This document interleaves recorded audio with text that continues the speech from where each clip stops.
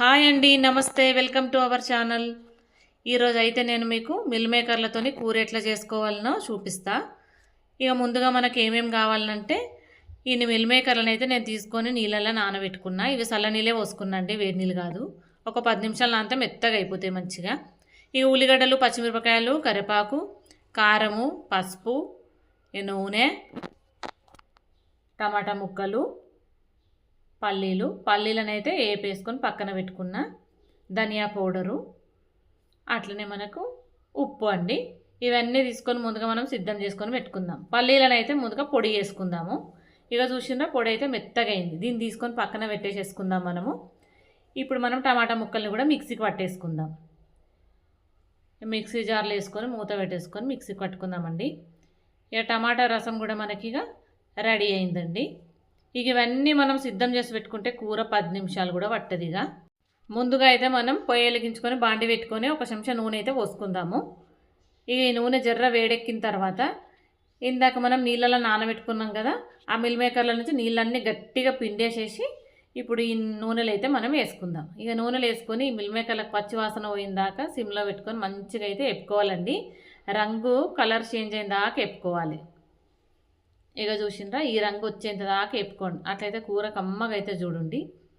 ఇక ఇప్పుడైతే మళ్ళీ అదే బాండిలో ఇంకా ఇంత నూనె పోసుకొని మనం తాలింపు అయితే పెట్టుకుందాము. ఇక నూనె జర్ర వేడెక్కగానే అలా జంట చెక్క అయితే వేసుకుందాం. అట్లనే ఇంత బగారాకు వేసుకొని ఈ ఉల్లిపాయ ముక్కలు కూడా దాంట్లో ఇప్పుడు వేద్దాము. ఉల్లిపాయ అట్లనే పచ్చిమిరపకాయలు కూడా కోసుకున్నాం కదా, పచ్చిమిరపకాయలు కూడా దాంట్లోనే వేసేసి ఇక నూనెలో మంచిగా పచ్చివాసన పోయేంత దాకా వేపుకుందామండి. ఇవి రంగు అనేది మంచిగా కలర్ చేంజ్ కావాలి. అట్లయితేనే కూర కమ్మగా అవుతుంది మంచిగా. ఇప్పుడు దీంట్లోనే కరివేపాకు కూడా వేసేసుకుందాం. వీటన్నింటినీ మంచిగా కలుపుకుందాము. ఇక కలర్ ఇంకా జర్ర కలర్ చేంజ్ అయిందా ఉంచుదాము. ఇక చూసిండ్రా ఇట్లయింది. ఇప్పుడు ఇంట్లో పసుపు వేసుకుందాం. జరంతా పసుపు వేసుకొని ఒకసారి అట్లా కలుపుకుందామండి. ఇక దీంట్లోకే ఇందాక మనం మిక్సీకి వేసి పెట్టుకున్న టమాటా రసం కూడా పోసేసుకుందాం. ఇక టమాటా రసం పోసుకొని ఒకసారి అట్లా కలుపుకుందాము.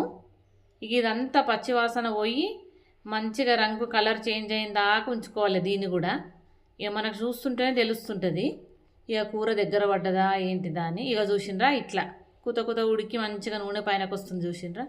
ఇప్పుడు దీంట్లోనే పల్లీల పొడి కూడా వేసుకుందాం. పల్లీలను మిక్సీ పట్టుకున్నాం కదా, ఆ పొడి కూడా వేసుకుని మనం దీన్ని కలుపుకుందాం మంచిగా.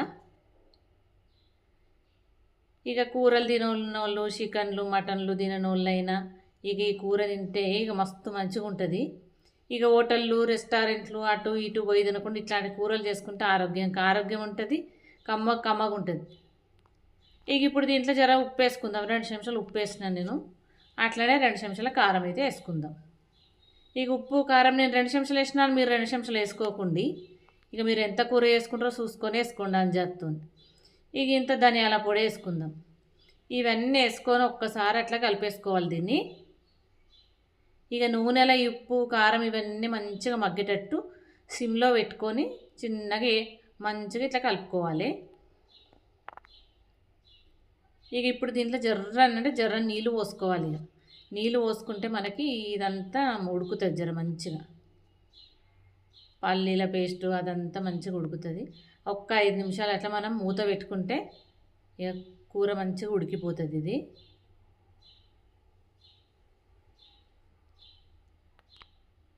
ఇక చూసిండ్రల్లా నూనె మంచిగా పైనకి తేలింది కదా, ఎంత మంచిగా అయింది కదా. ఇప్పుడు ఇక ఇది రొట్టెలకైనా అట్లనే ఇంత బగారాన్నం వేసుకున్నారనుకోండి, బగారాలకైనా మస్తు మంచిగా ఉంటుంది.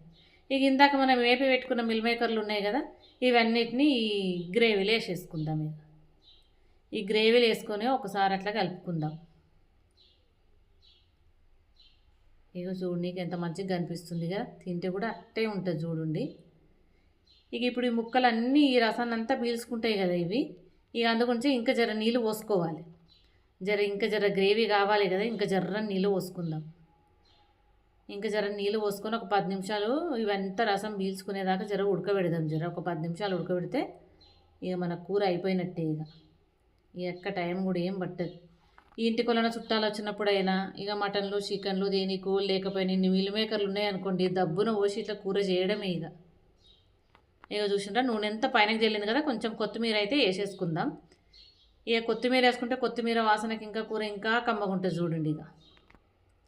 ఇక కలిపేసుకోవడమే, ఇంతే అండి. మిల్ మేకర్ కూర ఇట్లనే చేసుకోవాలి. ఇక please like, share and subscribe.